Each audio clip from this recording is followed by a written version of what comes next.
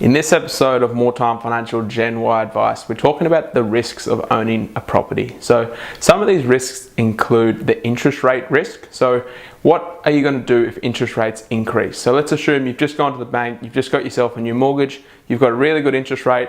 A couple of years down the track, interest rates start to increase. Are you still going to be able to afford this mortgage? And what's going to happen if you can't? So this is one thing that you really need to be careful of, and you might want to think about the option of maybe fixing some interest, fixing your interest rate or fixing your mortgage, at least some of it, so this might mitigate against some of these risks.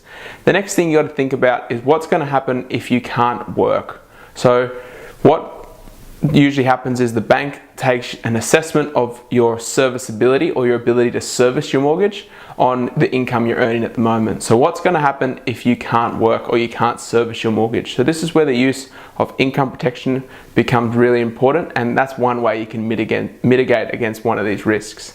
The other thing you need to think about is if you're a young family or you're thinking about starting a young family, then what's going to happen if you or your partner decide to take off some time when the baby's on the way and maybe when the baby's here. So these are a few things that you need to be careful of, that when owning a property, you need to understand there are risks involved and there are things you can do to mitigate some of these risks, but you just need to be aware of what's out there so you don't get hurt financially.